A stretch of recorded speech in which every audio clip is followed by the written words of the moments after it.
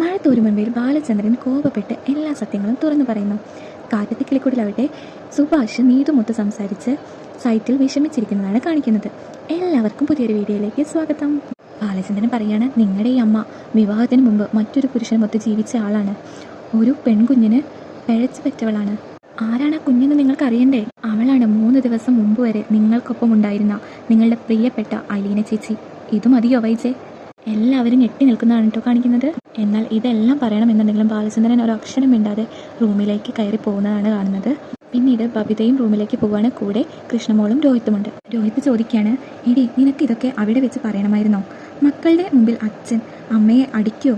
പിന്നീട് ബബിത ചോദിക്കുകയാണ്, അച്ഛന് വലിയ സങ്കടമായി അല്ലേ രോഹിയേട്ടാ? പിന്നെ ഇല്ലേ, അമ്മ കിട്ടിയ അവസരം ശരിക്കും മുതലെടുത്തു. അച്ഛനാകെ ഐസായിപ്പോയി. പക്ഷേ അച്ഛന് നല്ല ദേഷ്യം വരുന്നുണ്ടായിരുന്നു, അത് ഞാൻ കണ്ടതാ. പിന്നീട് അവിടേക്ക് വൈജയന്തി വരികയാണ്. രോഹിത്തെ, നീ എന്താ ഇവിടെ? നിനക്കെന്താ ആ സമയത്ത് ബബിതയുടെ മുറിയിൽ കാര്യം? ഞാനൊരു കാര്യം പറയാൻ വന്നതാ, അതൊക്കെ അങ്ങ് പകൽ പറഞ്ഞാൽ മതി. ഇതൊന്നും ശരിയല്ല.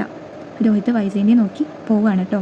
അമ്മ ഇങ്ങോട്ട് വന്നേ, ബബിത വിളിച്ചു. അല്ല, എന്താ ശരിയല്ലെന്ന് പറഞ്ഞേ? ആങ്ങളായാലും പെങ്ങളായാലും ഒരകലം വേണം.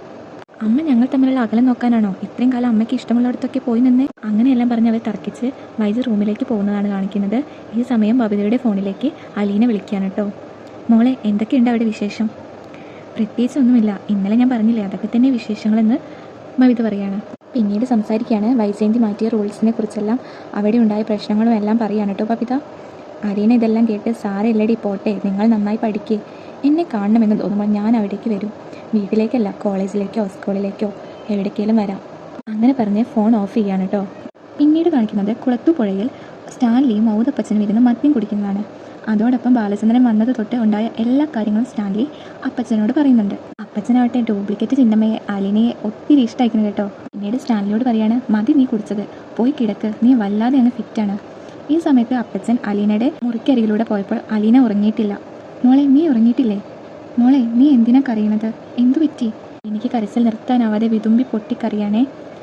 എന്തു പറ്റി? ആയാലും ചീത്ത പറഞ്ഞോ? ഇല്ല, എനിക്കിവിടെ നിന്ന് അങ്ങ് പോയാൽ മതി. പിന്നീട് അലീന സങ്കടത്തിൻ്റെ കാര്യങ്ങളെല്ലാം പറയാണ്. ബാലചന്ദ്രൻ്റെ വീട്ടിലെ പ്രശ്നങ്ങളും കാര്യങ്ങളെല്ലാം ഓർത്തിട്ടാണ് അലീനയ്ക്ക് ആകെ വിഷമമായത് കേട്ടോ. തുടർന്ന് കാണുന്നത് ബൈജുവും പൗലോസും ആൻ്റപ്പനും എല്ലാം നിന്ന് സംസാരിക്കുകയാണ്. ആരാണ് ഈ അലീന? ഔതുക്കുട്ടിച്ചായൻ വന്നിട്ടും ഒരു മാറ്റവുമില്ല ഇവിടെ. പിന്നീട് ഔതുക്കുട്ടിച്ചായനോട് ആൻ്റപ്പൻ ചോദിക്കുകയാണ്, ഈ പെണ്ണ് ഏതാ? ജാനൽ സാറിൻ്റെ ഒരുവിധം ബന്ധുക്കാരെല്ലാം എനിക്കറിയാം, പക്ഷേ ഇവളെ മാത്രം ഞാൻ കണ്ടിട്ടില്ലല്ലോ. ഔതുക്കുട്ടിച്ചായനും ഒട്ടും പിടികൊടുത്തില്ല. എനിക്കും അറിയില്ലടാ, ലാലച്ചൻ എന്നോട് 2 ദിവസം കഴിഞ്ഞ് പറയാന്നാ പറഞ്ഞത്. നിന്നോട് അവൻ വല്ലതും പറഞ്ഞായിരുന്നോ? ഹേയ് ഇല്ല. എന്നാൽ അവൻ പറയുമ്പോൾ അറിഞ്ഞാൽ മതി. അത് കഴിഞ്ഞ് ബൈജു ആൻ്റപ്പനോട് പറയാണ്, ഇനി ഒരു ഒറ്റ വഴിയേ ഉള്ളൂ അറിയാൻ. അതെന്താണ്? അത് ആൻ്റപ്പ ചേട്ടൻ അറിയണ്ട, അതെല്ലാം ജാനൽ സാറിൻ്റെ ചെവിയിലെത്തിക്കും. നിങ്ങൾ വലിയ വിശ്വസ്തനല്ലേ? ബൈജുവിൻ്റെ ആ വഴി എന്തായിരിക്കും? നിങ്ങൾക്ക് എന്താ തോന്നുന്നേ? ഒന്ന് കമൻറ്റ് ചെയ്യാമോ? കാറ്റത്തെ കിളിക്കൂടിലാവട്ടെ സുധീഷ് സിദ്ധാർത്ഥ് വന്നതിൽ വിഷമിച്ച് നിൽക്കുന്നതാണ് കണ്ടത്. പിന്നീട് നിധിയിൽ നിന്ന് മാറ്റി നിർത്തി സുധീഷ് സിദ്ധാർത്ഥിനോട് പറയാൻ പോവായിരുന്നു താനാണ് നിധിയുടെ ഹസ്ബൻഡ് എന്നുള്ള കാര്യം. പക്ഷേ അത് പറയുമ്പോഴേക്കും നിധി ആ സമയത്ത് അവിടേക്ക് എത്തുന്നതാണ് കാണിക്കുന്നത്. എന്താ സിദ്ധാർത്ഥ് ഇതുവരെ പോയില്ലേ? ഇല്ല, സുധീഷിന് എന്തോ പറയാനുണ്ടെന്ന് പറഞ്ഞു. അപ്പോൾ നിധിയെ കണ്ടതും സുധീഷ് വിഷയം മാറ്റാണ് കേട്ടോ. ഏയ് ഒന്നുമില്ല, ഇനിയിപ്പോൾ എന്തായാലും സിദ്ധാർത്ഥ് പൊക്കോളൂ, ഞാനത് പറയാമെന്ന് പറയാണ്. പിന്നീട് അങ്ങനെ സിദ്ധാർത്ഥ് അവിടെ നിന്ന് പോകുന്നതാണ് കേട്ടോ കാണിക്കുന്നത്. പിന്നീട് നിധിയോട് ചോദിക്കുകയാണ് സുധീഷ്, എന്തിനാണ് ഈ സിദ്ധാർത്ഥ് ഇങ്ങോട്ട് വന്നത്? ലീവൊക്കെ പറഞ്ഞതല്ലേ, പിന്നെ എന്താ പോവാന്ന് ചോദിക്കുന്നേ എന്നൊക്കെ. അത് കുഴപ്പമൊന്നുമില്ലല്ലോ എന്ന് അന്വേഷിച്ചതല്ലേ, വേറെ ഇപ്പം എന്താ, വേറെ ഒന്നും ഇല്ലല്ലോ എന്ന് പറയാണ്. ഈ സമയത്ത് സുഭാഷും പറയുന്നുണ്ട്, ഞാനും ഇതുപോലെ തന്നെ എൻ്റെ പണിക്കാരുടെ വീട്ടിൽ പോയിട്ട് ഞാനും അന്വേഷിക്കാറുണ്ട് ലീവ് പറഞ്ഞാലും എന്നൊക്കെ സുഭാഷ് പറയാണ് കേട്ടോ. അപ്പോൾ ഇതൊക്കെ കേട്ടിട്ട് സുധീഷ് ഏട്ടൻ പൊയ്ക്കേ എന്ന് പറയാണ്. അങ്ങനെ പിന്നീട് അവിടെ നിന്ന് അതൊക്കെ സംസാരിച്ച് അങ്ങോട്ട് അകത്ത് കയറി പോവാണ്. പിന്നീട് സുധീഷ് ജോലിക്ക് പോകാൻ വേണ്ടി ഇറങ്ങുകയാണ് കേട്ടോ. ആ റോഡിൽ വെച്ചിട്ട് നീതുവിനെ കാണാണ്. നീതു ആ സമയത്ത് ഉണ്ടായ കാര്യങ്ങളൊക്കെ പറയാണ്. എന്നെ വിവാഹം കഴിപ്പിക്കാൻ നോക്കി, ഈ സമയത്താണ് ഞാൻ പ്രഗ്നൻ്റ് ആണെന്നുള്ളത് പറഞ്ഞത് എന്നുള്ള കാര്യങ്ങളൊക്കെ പറയാണ് കേട്ടോ. വേറെ ഒരു നിവൃത്തി ഉണ്ടായിരുന്നില്ല ചേട്ടാ, അതുകൊണ്ട് പറഞ്ഞു പോയതാണ്. ഇപ്പോഴും അത് ആ വീട്ടിൽ എനിക്ക് നിൽക്കാൻ പറ്റുന്നില്ല, അങ്ങനെയുള്ള കാര്യങ്ങളൊക്കെ നീതു പറയാണ് സുഭാഷിനോട്. ലാസ്റ്റ് ഒരു കാര്യം കൂടി പറയാണ്, സുഭാഷ് ചേട്ടൻ്റെ വിവാഹം കഴിഞ്ഞാൽ മാത്രമേ ഹരീഷ് എന്നെ വിവാഹം ചെയ്യുള്ളൂ. അതുകൊണ്ട് സുഭാഷ് ചേട്ടൻ വേഗം തന്നെ ഒരു പെൺകുട്ടിയെ പിടിച്ച് കല്യാണം കഴിക്കണം എന്നുള്ള കാര്യങ്ങളൊക്കെ പറയാൻ കേട്ടോ. എന്നാൽ ഇത് കേട്ടിട്ട് സുഭാഷിനാവട്ടെ ആകെ വിഷമമാവുകയാണ് കേട്ടോ. താൻ കാരണം തന്നെ അനിയൻ വിവാഹം ചെയ്യാതിരിക്കല്ലേ, അത് ഓർത്തിട്ടാണ് സുഭാഷ് സൈറ്റിലേക്കൊക്കെ പോകുന്നത്. പിന്നീട് കാണിക്കുന്നത് നിധിയും നികേഷും സുധീഷും കൂടിയിട്ട് നടന്നു പോവാണ് ബസ് സ്റ്റോപ്പിലേക്ക്. സുധീഷ് നിധിയെ കയറ്റാൻ വേണ്ടി പോവാണ് കേട്ടോ. ഈ സമയത്ത് സുധീഷ് ഒരു ഫെസ്റ്റിവലിൻ്റെ കാര്യം പറയുന്നുണ്ട്, നമുക്കതിന് ഡ്രസ്സെല്ലാം എടുക്കേണ്ടത് എന്നുള്ള കാര്യങ്ങളൊക്കെ പറയാണ്. അതോടൊപ്പം സുധീഷ് ചോദിക്കുകയാണ്, നിധിക്ക് വീട് മിസ് ചെയ്യുമോ എന്ന് ചോദിക്കുകയാണ്. പിന്നല്ലേ, റിലേറ്റീവ്സും കുറേ ഡ്രസ്സ് എടുക്കലും ഫുഡ് കൊടുക്കലും എല്ലാം ഉണ്ട് വീട്ടിൽ. അങ്ങനെയൊക്കെ ആയിരുന്നു ഞങ്ങൾ കഴിഞ്ഞിരുന്നത് എന്നൊക്കെ പറയുകയാണ്. അപ്പോൾ നിധിക്ക് അതൊക്കെ ഓർമ്മ വരികയാണ് കേട്ടോ വീട്ടിലത്തെ കാര്യങ്ങൾ. എന്നാൽ ഈ സമയത്തെല്ലാം നികേഷ് അവിടെ ഒന്നുമല്ല. നികേഷ് ബസ് സ്റ്റാൻഡിൽ വരുന്ന പെൺകൊച്ചില്ല, പെൺകൊച്ചിനെ വെയിറ്റ് ചെയ്ത് നിൽക്കുകയാണ് നികേഷ് ചെയ്യുന്നത്. അപ്പോൾ സുധീഷ് ചോദിക്കുന്നുണ്ട്, അല്ല ഇവൻ എന്തായി നോക്കുന്നത്, ഇവൻ ഇവിടെ ഒന്നും അല്ലല്ലോ.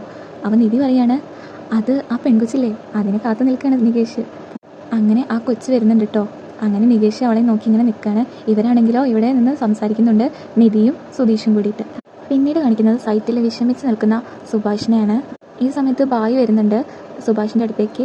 ചാന്ദിനിയെ രക്ഷിച്ചതിന് നന്ദി എന്നൊക്കെ പറഞ്ഞിട്ട് കുറേ സംസാരിക്കുന്നൊക്കെ ഉണ്ട് കേട്ടോ അവർ. എന്നാൽ സുഭാഷിൻ്റെ മനസ്സിൽ മൊത്തം തൻ്റെ കല്യാണം എങ്ങനെയെങ്കിലും നടത്തിയാൽ മതി ഇനി എന്നാണ്. ഇതുവരെ കല്യാണമൊന്നും വേണ്ടാന്ന് പറഞ്ഞത് സുഭാഷിന് ഇനി എന്നായിട്ടോ ചിന്ത.